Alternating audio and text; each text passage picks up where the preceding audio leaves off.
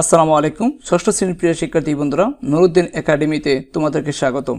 আজকে আমরা তোমাদের গণিত বইয়ের চতুর্থ অধ্যায়ের ভগ্নাংশের গল্প পৃষ্ঠা নাম্বার 70-এর যে একক কাজটি দেওয়া আছে তা নিয়ে আলোচনা এবং সমাধান করব। বলা হয়েছে গ্রিড একে সমাধান করো। প্রথমে আমরা সাধারণ নিয়মে সমাধান করি, গ্রিডের মাধ্যমে তোমাদেরকে দেখাবো এগুলো। ক নম্বরটি দেওয়া আছে যে 3/4 ভাগ 6। এখন এটি আমাদেরকে ভাগ করা মানে হচ্ছে দ্বিতীয় ভগ্নাংশ অথবা পূর্ণ সংখ্যাটিকে উল্টায় গুণ করা। আর এখানে 6-এর নিচে 1 আছে, আমরা 6কে লিখতে পারি এভাবে যে 1/6। আর যখন উল্টাবো তখন এটাকে লেখা হবে যে 6/1, অর্থাৎ প্রতিটি পূর্ণ সংখ্যার নিচে 1 আছে। আর ভগ্নাংশের ভাগ করা মানে দ্বিতীয় ভগ্নাংশ অথবা পূর্ণ সংখ্যাটিকে উল্টায় গুণ করাই হচ্ছে ভাগ করা। তা আমরা লিখতে পারি সমান সমান চিহ্ন দিয়ে 3/4 গুণ 6/1। এখন আমরা হরে হরে গুণ করব এবং লবে লবে গুণ করব। একটা টান দিব, দিয়ে হরে হরে গুণ করলে 3×6 = 18, আর লবে হচ্ছে 4×1 = 4। আমরা যদি এটাকে লঘিষ্ঠ করি তাহলে লিখতে পারি 2 দিয়ে ভাগ দিতে পারি, 2 দ্বিগুণে 4, আর নিচে হবে 9 দ্বিগুণে 18, অর্থাৎ 9/2। এখন আমরা গ্রিডের মাধ্যমে তোমাদেরকে এটি দেখাবো। গ্রিডের মাধ্যমে দেখানোর জন্য আমাদেরকে 3/4 গুণ 6/1 নিতে হবে। অর্থাৎ এখন এই ভগ্নাংশটিকে আমরা গ্রিডের মাধ্যমে দেখানোর আগে তোমাদেরকে বলার দরকার যে আমাদের প্রথম ভগ্নাংশটি হচ্ছে 3/4। এটাকে আমরা এই আয়তক্ষেত্রের উলম্ব বরাবর তুলনা করব। উলম্ব হচ্ছে এই যে উপর থেকে নিচ পর্যন্ত, এটা হচ্ছে উলম্ব।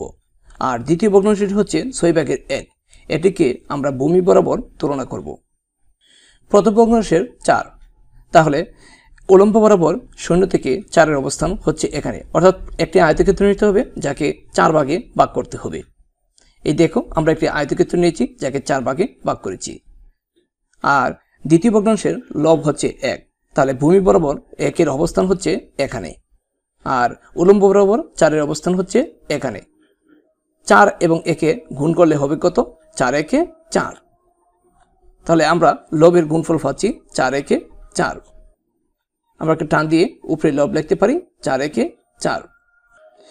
প্রথম ভগ্নাংশের হর হচ্ছে 3, এটি উলম্ব বরাবর তুলনা করতে হবে। তো হরের উলম্ব বরাবর হরের অবস্থান হচ্ছে এখানে, 3-এর অবস্থান হচ্ছে এখানে। এবং দ্বিতীয় ভগ্নাংশের হর হচ্ছে 6, ভূমি বরাবর 6-এর অবস্থান হচ্ছে এখানে। আমরা যদি 3 এবং 6 গুণ করি তাহলে 18, অর্থাৎ এখানে 18টি ঘর আছে। আমি যে দাগ দিয়ে দেখাচ্ছি এখানে 18টি ঘর আছে ছোট ছোট। তাহলে আমরা লিখতে পারি নিচে 3×6 = 18, 18/4। এটি যদি লঘিষ্ঠ করা হয় তাহলে হবে 9/2। তাহলে আমরা গ্রিডের মাধ্যমে সহজেই এর ফলাফল দেখাতে পারছি।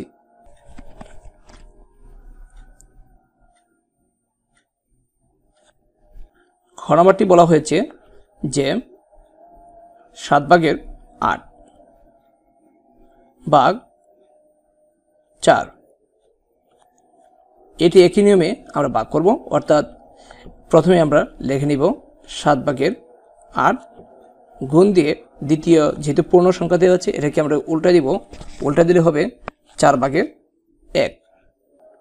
এখন আমরা এই বরাবর লিখব। আমরা এখন হরে হরে গুণ করব। হরে হরে গুণ করলে হবে 4×7 = 28, আর লবে লবে গুণ করলে হবে 8×8। আমরা যদি এটিকে লঘিষ্ঠ করি তাহলে 4 দিয়ে ভাগ দিতে পারি, 4 দ্বিগুণে 8, আর 4×7 = 28। এখন আমরা এই গ্রিডটি তুলনা করার জন্য আমরা নেব 7/8 এবং গুণ 4/1। অর্থাৎ আমরা প্রথমে বলে দিয়েছি যে প্রথম ভগ্নাংশটি আমরা উলম্ব বরাবর তুলনা করব, আর দ্বিতীয় ভগ্নাংশটি আমরা এই ভূমি বরাবর তুলনা করব। এখন আমরা একটি উলম্ব বরাবর একটি আয়তক্ষেত্র নিব। প্রথম ভগ্নাংশের লব হচ্ছে 8, আমরা 8টি ভাগে ভাগ করব। আমরা দেখো উলম্ব বরাবর একটি আয়তক্ষেত্র নিয়ে 8টি ভাগে ভাগ করেছি। অর্থাৎ উলম্ব বরাবর 8-এর অবস্থান হচ্ছে এখানে, 0 থেকে 8-এর অবস্থান হচ্ছে এখানে। ভূমি বরাবর কত গড় নেব? এই দ্বিতীয় ভগ্নাংশের হর হচ্ছে 4, এই জন্য আমরা ভূমি বরাবর 4 একক পর্যন্ত যাব, অর্থাৎ 4টি আয়তক্ষেত্র আঁকবো। এই দেখো 4-এর অবস্থান হচ্ছে এখানে।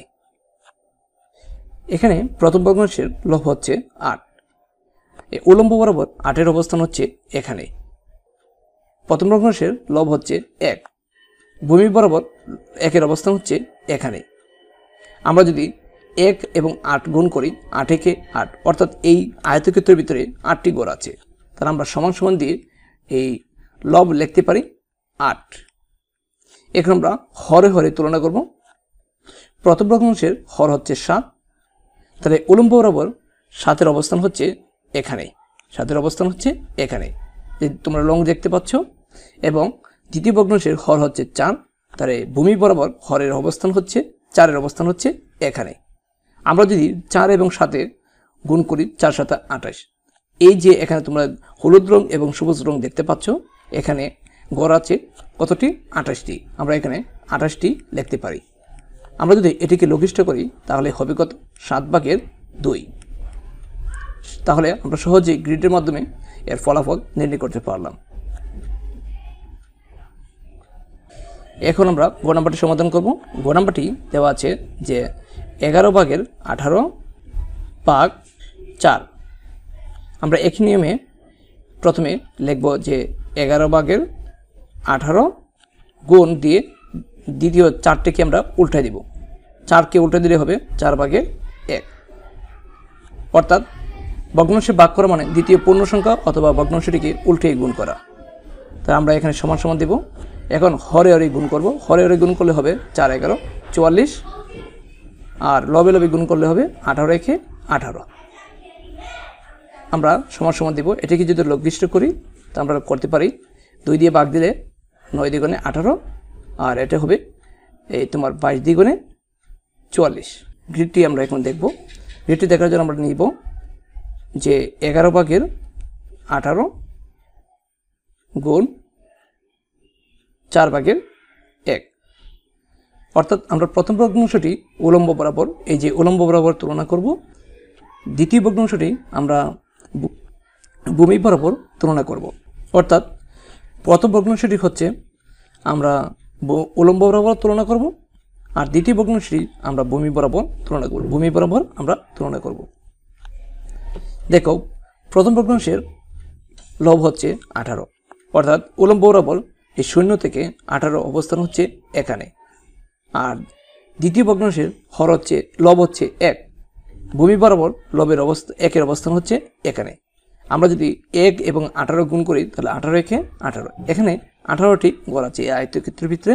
আমরা সমান সমান দিয়ে লিখতে পারি যে 18 একে 18। এখন আমরা হরে হরে তুলনা করব। এখানে প্রথম ভগ্নাংশের হর হচ্ছে 11, উলম্ব বরাবর 11-এর অবস্থান হচ্ছে এখানে, অর্থাৎ এখানে। আর দ্বিতীয় ভগ্নাংশের হর হচ্ছে 4, ভূমি বরাবর 4-এর অবস্থান হচ্ছে এখানে। তাহলে 4 এবং 11 যদিও আমরা গুণ করি 4 11 হয় 44, আমরা এখানে 44 লিখে নিব। আমরা যদি এটিকে লঘিষ্ঠ করি তাহলে হবে 22/9। তাহলে আমরা গ্রিডের মাধ্যমে তোমাদেরকে এর রেজাল্টও দেখাতে পারলাম। গ নাম্বারটা দেওয়া আছে যে 2/5/10 সমান সমান, আমরা প্রথমে 2/5 লিখে নিব, গুণ দিব, এই দ্বিতীয় পূর্ণ সংখ্যাটিকে আমরা উল্টে দিব। উল্টে দিলে হবে কত? 10/1। এখন আমরা হরে হরে গুণ করব। হর দেওয়া আছে 10 দ্বিগুণে 20, আর লব হবে 5 একে 5। আমরা যদি এটিকে লঘিষ্ঠ করি তাহলে আমরা লিখতে পারি কি 4/1। এখন আমরা 2/5 গুণ 10/1 দ্বারা গ্রিডটি তুলনা করব। দেখো, প্রথমে আমরা এই 2/5 অর্থাৎ প্রথম ভগ্নাংশটি আমরা উলম্ব বরাবর তুলনা করব, এই বরাবর উলম্ব বরাবর তুলনা করব। আর দ্বিতীয় ভগ্নাংশটি হচ্ছে 10/1 আমরা ভূমি বরাবর তুলনা করব। এটা হচ্ছে 0 1 2, ঠিক আছে 5 8, ঠিক আছে। তাহলে প্রিয় শিক্ষার্থী বন্ধুরা, প্রথম ভগ্নাংশের হর হচ্ছে 5, উলম্ব বরাবর 5-এর অবস্থান হচ্ছে এখানে। দ্বিতীয় ভগ্নাংশের লব হচ্ছে 1, ভূমি বরাবর লবের অবস্থান হচ্ছে এখানে। তাহলে আমরা যদি 5 এবং 1 গুণ করি তাহলে হবে 5 একে 5। আমরা এখানে সমান সমান দিয়ে 5 একে 5 লবটা লিখতে পারি। প্রথম ভগ্নাংশের হর হচ্ছে 2, তাহলে উলম্ব বরাবর হর 2 এর অবস্থান হচ্ছে এখানে, 2 এর অবস্থান হচ্ছে এখানে। আর দ্বিতীয় ভগ্নাংশের হর হচ্ছে 10, ভূমি বরাবর হরের অবস্থান হচ্ছে এখানে, 10-এর অবস্থান হচ্ছে এখানে। তাহলে 10 এবং 2 যদি আমরা গুণ করি 10 দ্বিগুণে 20, অর্থাৎ এখানে তোমরা যে লং গ্রিড দেখতে পাচ্ছ এখানে 20টি ঘর আছে, আমরা এখানে 20 লিখব।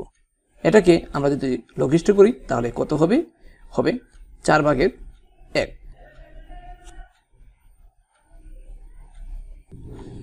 এখন আমরা তোমাদের সর্বশেষ ও নাম্বারটি সমাধান করব। ও নাম্বারটি দেওয়া আছে যে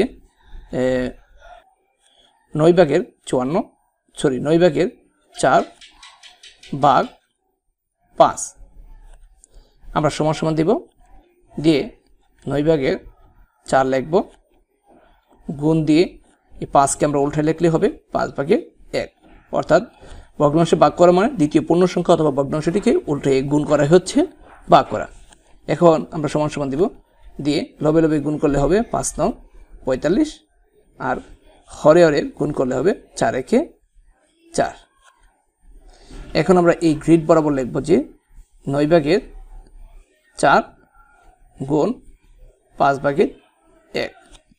এই প্রথম ভগ্নাংশটি 9/4কে আমরা এই উলম্ব বরাবর তুলনা করব, আর দ্বিতীয় ভগ্নাংশের 5/1কে আমরা এই ভূমি বরাবর তুলনা করব।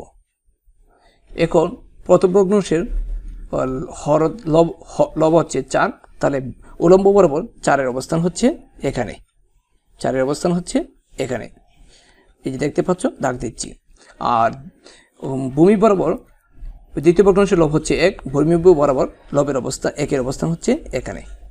আমরা যদি 4 এবং 1-এ গুণ করি তাহলে কত পাবো? 4 একে 4। প্রথম ভগ্নাংশের হর হচ্ছে 9, তাহলে উলম্ব বরাবর 9-এর অবস্থান হচ্ছে এখানে, ঠিক আছে। উলম্ব বরাবর 9-এর অবস্থান হচ্ছে এখানে। আর দ্বিতীয় ভগ্নাংশের হর হচ্ছে 5, তাহলে ভূমি বরাবর 5-এর অবস্থান হচ্ছে এখানে। তাহলে আমরা যদি 9 এবং 5-এ গুণ করি 5 9 45, তাহলে এই সম্পূর্ণ আয়তক্ষেত্রের ভিতরে ছোট ছোট যে গড় দেখতে পাচ্ছ তা আছে 45টি গড়। আমরা এখানে লিখতে পারি যে 4 5 হচ্ছে 45টি গড়। প্রিয় শিক্ষার্থী বন্ধুরা, ভিডিওটি যদি তোমাদের ভালো লাগে অবশ্যই চ্যানেলটি সাবস্ক্রাইব করে পরবর্তী ভিডিও পাওয়ার জন্য বেল আইকনটি অন করে রাখবা। আসসালামু আলাইকুম।